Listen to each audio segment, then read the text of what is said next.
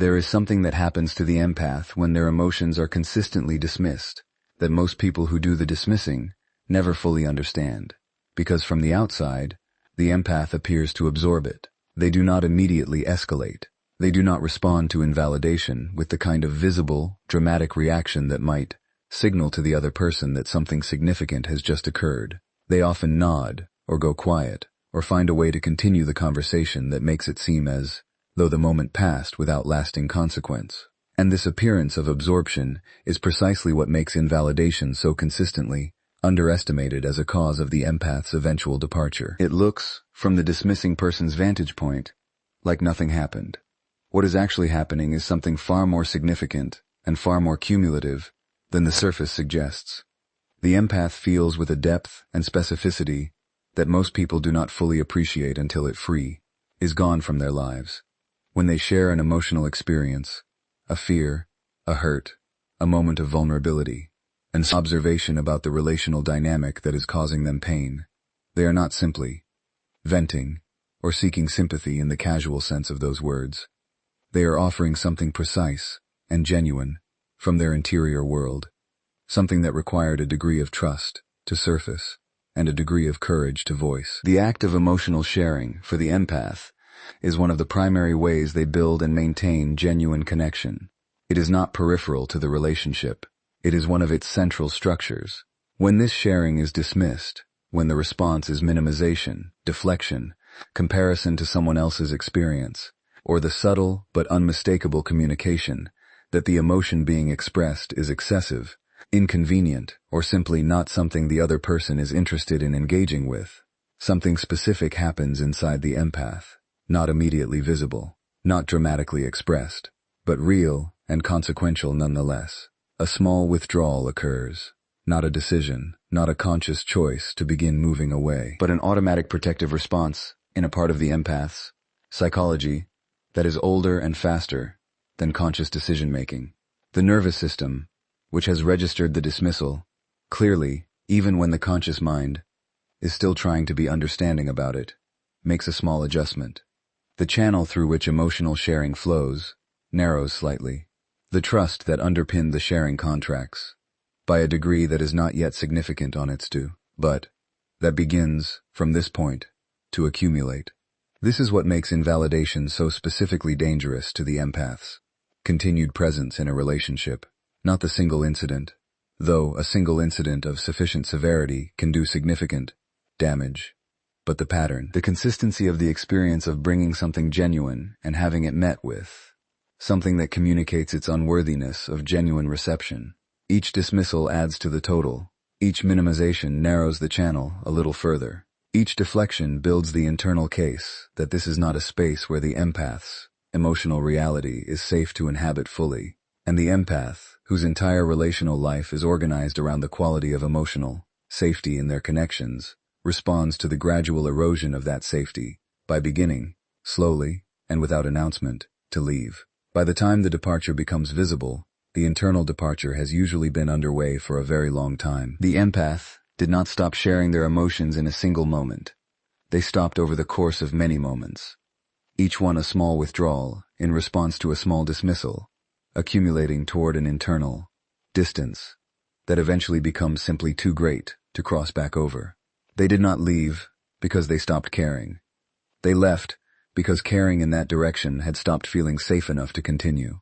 There is a specific violation that sits at the top of the hierarchy of things that will cause an empath to disappear from your life, one that supersedes most other relational injuries in terms of the depth of its impact and the permanence of the response it eventually produces.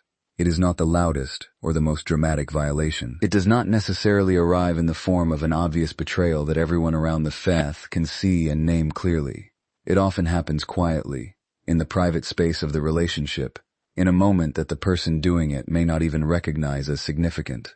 It is the use of the empath's own vulnerability against them, the taking of something that was shared in genuine trust, in the openness that the empath offers, when they feel safe enough to be fully seen, and wielding it, at a later moment, as a tool, as leverage, as ammunition in a conflict, as evidence for a narrative, as something to minimize, mock, or deploy in a way that was never consented to when the sharing first occurred. To understand why this particular violation produces such a complete and often irreversible response in the empath, you have to understand what vulnerability actually represents in the empath's relational world. Most people are selective about what they share and with whom.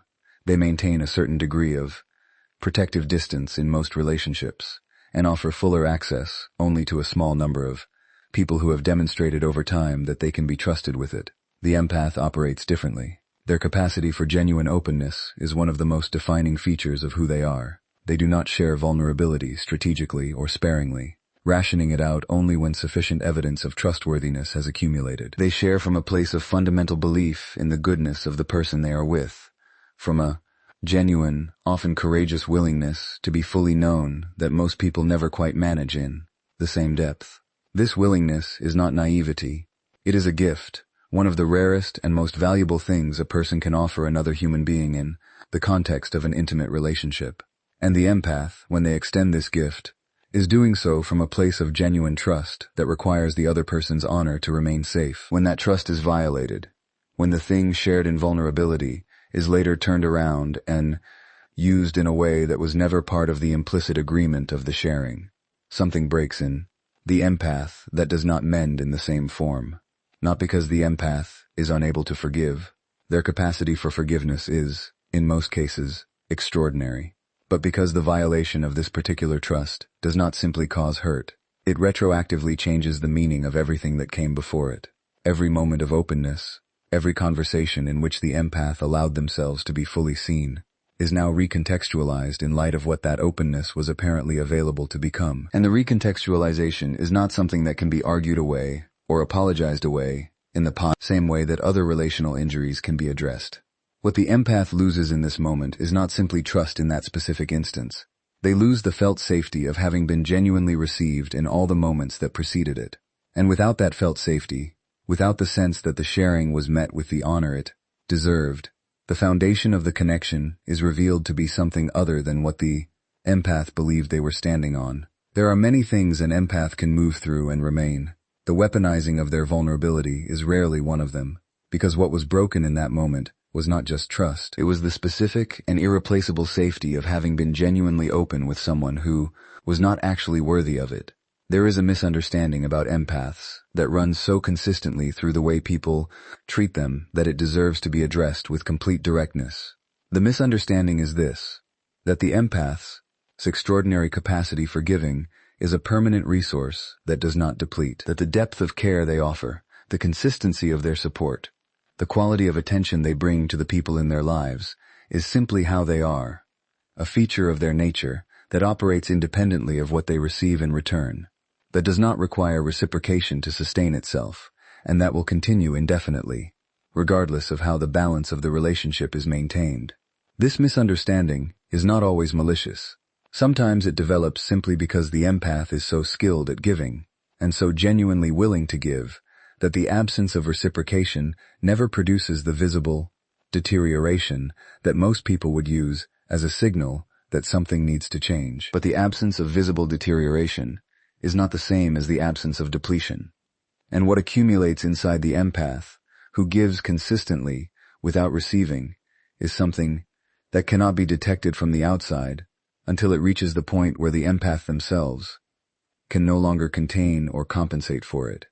It is not resentment exactly, though resentment may eventually become part of it. It is something more fundamental than resentment, a deepening exhaustion at the level of the self that has been in the position of giving without return for longer than the self can sustain. The empath is not immune to the basic relational economy that underlies all human connection. Like every other human being, they require, at some level, to also be received, to have their giving met, at least sometimes, and in some genuine form, with a quality of care that moves in their direction. Not an equal and precisely measured reciprocation. The empath is not transactional in their giving, and does not require transaction in return, but something, some genuine evidence that the other person is also invested in the empath's well-being, some demonstration, however small, that the relationship is not simply a one-directional flow of care from the empath toward a person who receives without considering what the giving costs. When this evidence is consistently absent, when the pattern of the relationship is one of ongoing extraction without corresponding investment, the empath's internal experience of the connection begins to change in a way that is slow but ultimately decisive. The giving that once arose naturally, from genuine care and genuine desire to contribute to the other person's life, begins to require more effort. Not because the empath stops caring, but because the well from which the caring is drawn has been consistently depleted without being replenished. The acts of giving that once felt like expressions of love begin to feel, gradually and painfully, more like obligations being fulfilled in the absence of any genuine mutuality. What the empath eventually encounters, when this depletion reaches a sufficient depth, is a question they often find deeply uncomfortable to face, because the empath's identity is often significantly organized around their capacity to give, and to reach the limit of that capacity feels, to some part of them, like a failure rather than a natural human boundary. But the question arrives regardless of the discomfort. It arrives in the quiet moments, in the private spaces where honest self-reflection cannot be avoided. And the question is simply this: what is left of me, after everything I have given to this, that is being sustained by anything coming back? When the answer to that question becomes clearly and undeniably nothing, the empath does not make a dramatic announcement. They simply begin, quietly and completely, to stop. And once the giving stops, the departure that follows is rarely far behind it. There is something specific about the way dishonesty lands in the empath's psychology that makes it categorically different from how it lands in most other people, and understanding. This difference is essential for understanding why repeated lying, even when followed by apparently genuine apology, produces such a particular and often irreversible erosion of the empath's willingness to remain. Most people, when they discover they have been lied to, process the discovery primarily in terms of the specific lie. They evaluate its magnitude, its consequences, its apparent motivation, and they make a judgment about whether the relationship can absorb this specific instance of dishonesty, based on those factors. A small lie, followed by a sincere apology, can often be integrated into an otherwise functioning relationship without permanent damage to its foundation. Even larger lies, in relationships with sufficient history and demonstrated trustworthiness in other areas, can sometimes be worked through in a way that leaves the relationship intact, though changed. The empath processes dishonesty differently, not because they are more rigid or less capable of forgiveness. Their capacity for forgiveness is, in most cases, genuinely extraordinary, but because of the specific way their perceptual system works in relation to truth. The empath, whose entire relational orientation is built around genuine connection, operates from a deep and foundational assumption that the people they invest in are operating from the same premise, that what is being said corresponds to what is actually true, and that the interaction is therefore one of genuine exchange rather than performance. This assumption is not simply a preference. It is the foundation on which everything the empath offers in the relationship is built. Their openness, their vulnerability, their willingness to give without holding back, it is premised on the belief that the reality they are responding to is actually real. When dishonesty is discovered, it does not simply reveal a single false statement. It calls into question the entire relational reality that the empath was inhabiting. Every interaction that occurred in the context of the lie, every response the empath had, every piece of themselves they offered, every decision they made based on information that was not accurate, is now revealed to have been a response to something constructed rather than something real. And the empath, whose perceptual sensitivity means they were already processing enormous amounts of relational information in that period, now has to go back through all of it with the knowledge that the foundation was false. This reprocessing is not something they choose to do. It happens automatically, because the empath's mind does not simply file the lie as an isolated incident and move forward. It recalibrates everything in light of the new information. This is why apology, however sincere it appears, cannot simply reset the empath to the position they occupied before the dishonesty was discovered. The apology addresses the present moment. It does not undo the reprocessing that has already occurred. It cannot restore the relational reality that was revealed as constructed. What it can do if it is genuinely and consistently backed by changed behavior over time, is begin the very slow work of building a new foundation. But this requires the dishonesty to have been singular or rare, because each additional discovery of deception does not simply add to the total, it confirms a pattern. And a pattern of dishonesty, in the empath psychology, does not produce ongoing hurt so much as it produces a fundamental reclassification of the relationship from genuine to performed. Once a relationship has been reclassified as performed in the empath's interior world, their presence within it begins to undergo a change that apology alone cannot reverse. They are not withholding forgiveness. They are simply no longer able to find the genuine connection that made the relationship worth maintaining inside. There is a common misreading of the empath that produces, in the people around them, a particularly costly mistake. It is the misreading of patience as the absence of limits. The observation that the empath endures, that they give repeated chances, that they communicate their needs, and then continue to be present even when those needs are not met.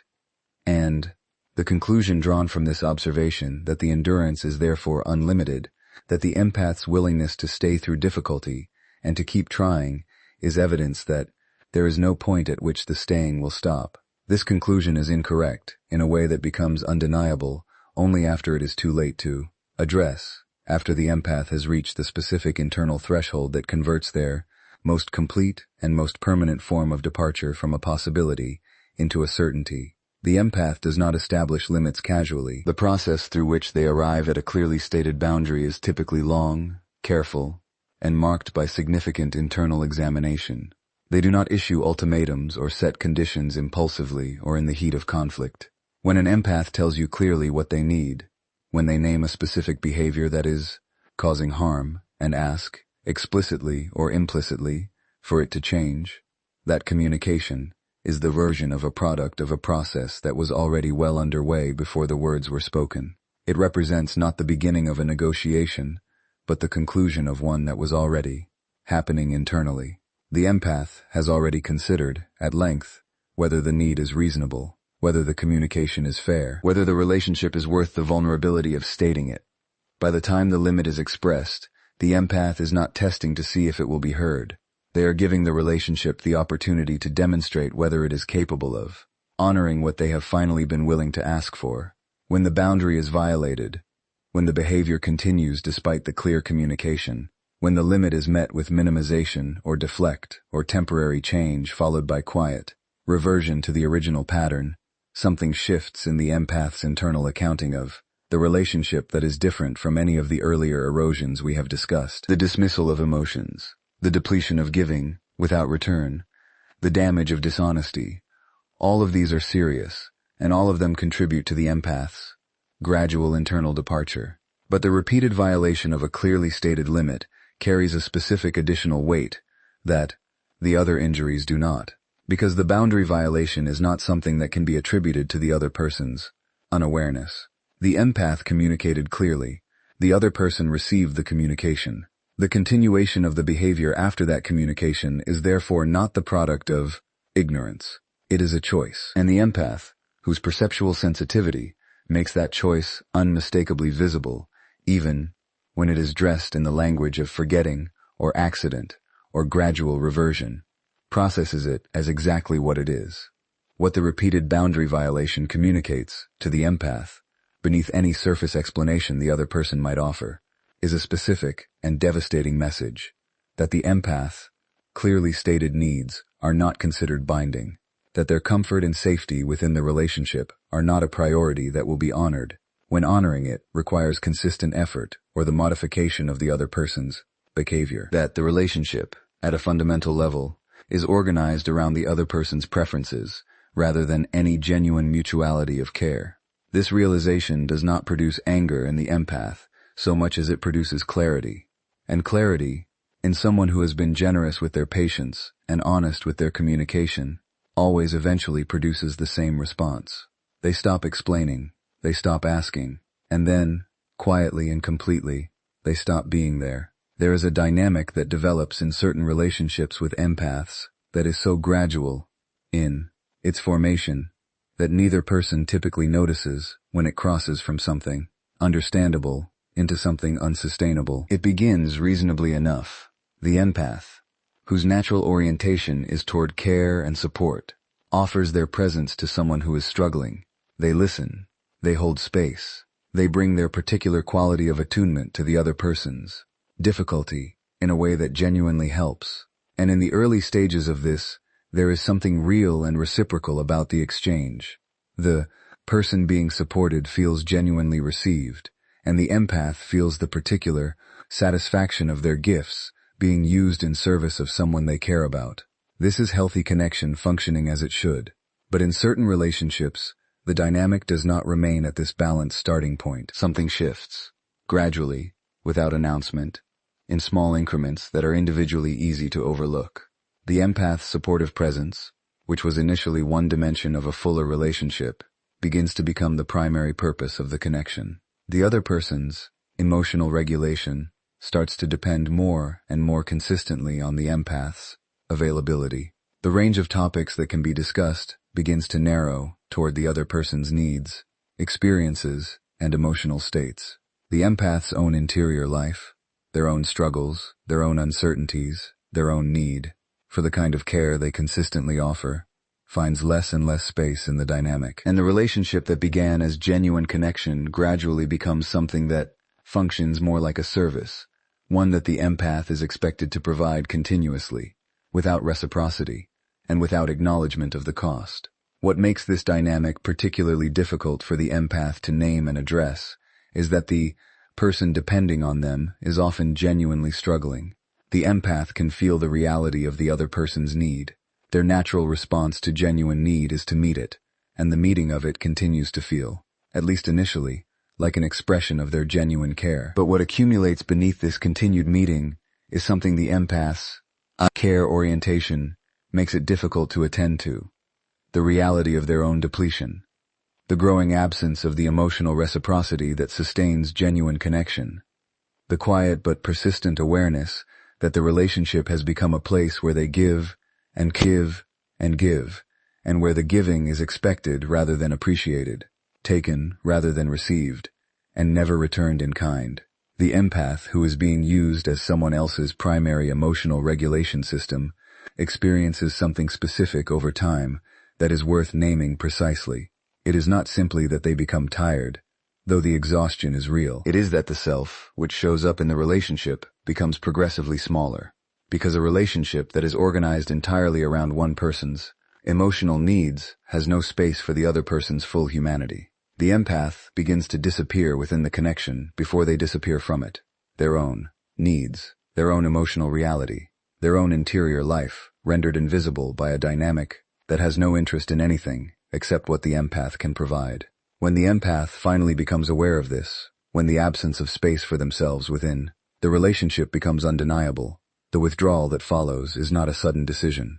It is the natural endpoint of a gradual process of self-reclamation. The empath, whose own interior world is rich and real and worthy of as much care as they have been extending to everyone else, simply begins to redirect their presence toward the places where it is genuinely met.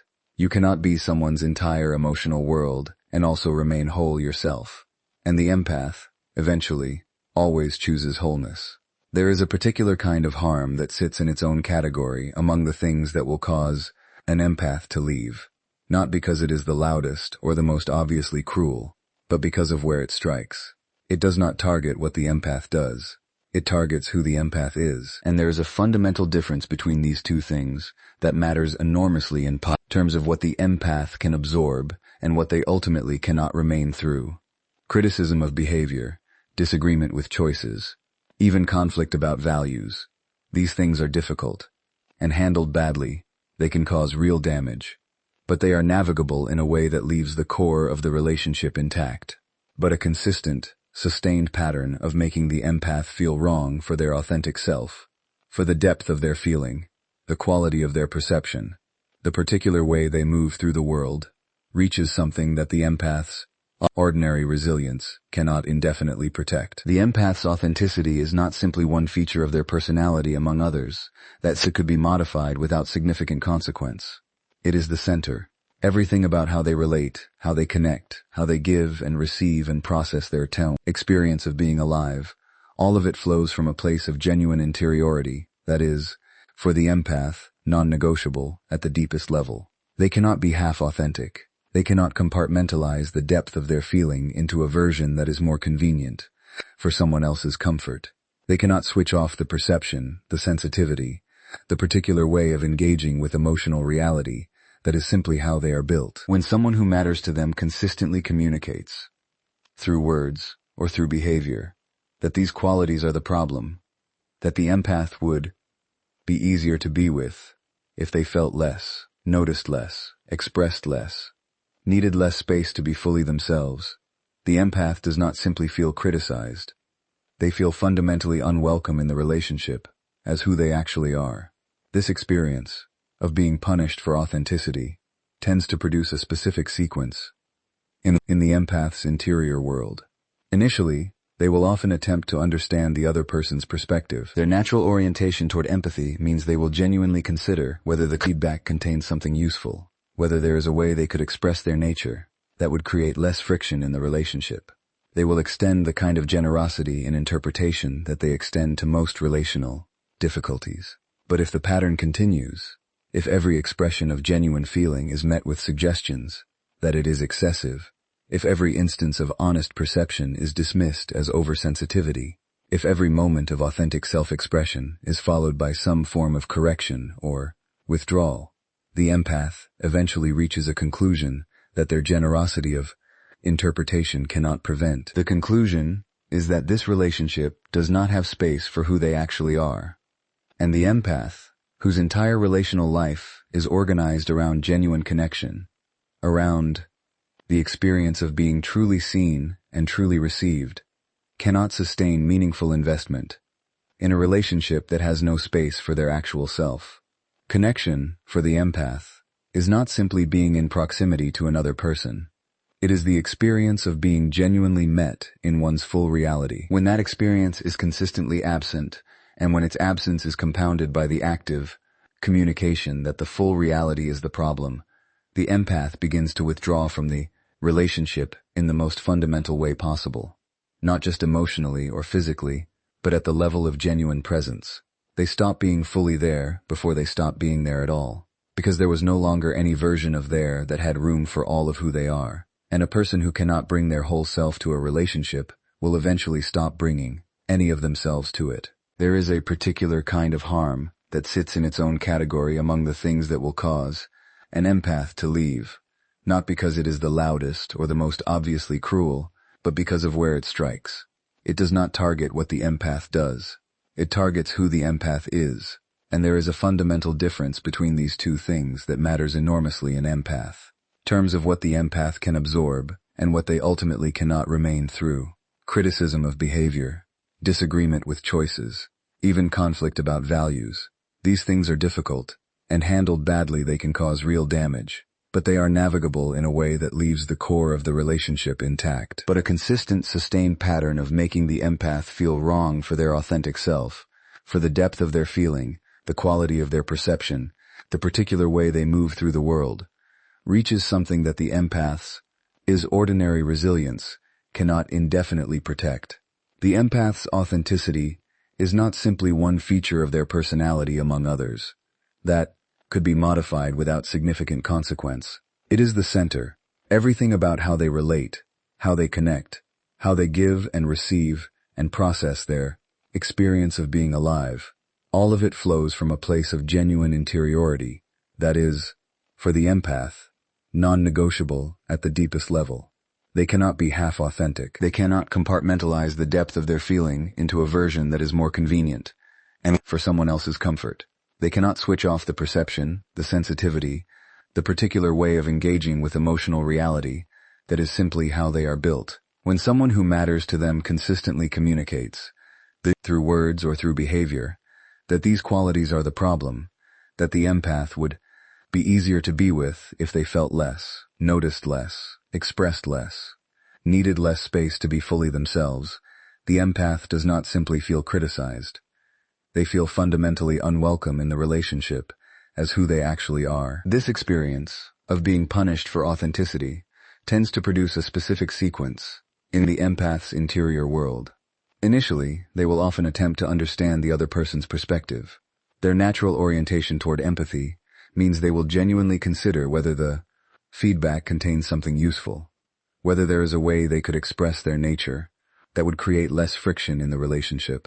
They will extend the kind of generosity and interpretation that they extend to most relational difficulties. But if the pattern continues, if every expression of genuine feeling is met with suggestions that it is excessive, if every instance of honest perception is dismissed as oversensitivity, if every moment of authentic self-expression is followed by some form of correction or withdrawal, the empath eventually reaches a conclusion that their generosity of interpretation cannot prevent. The conclusion is that this relationship does not have space for who they actually are. And the empath, whose entire relational life is organized around genuine connection, around the experience of being truly seen and truly received, cannot sustain meaningful investment in a relationship that has no space for their actual self. Connection, for the empath, is not simply being in proximity to another person. It is the experience of being genuinely met in one's full reality. When that experience is consistently absent, and when its absence is compounded by the active communication that the full reality is the problem, the empath begins to withdraw from the relationship in the most fundamental way possible, not just emotionally or physically, but at the level of genuine presence. They stop being fully there before they stop being there at all, because there was no longer any version of there that had room for all of who they are. And a person who cannot bring their whole self to a relationship will eventually stop bringing any of themselves to it.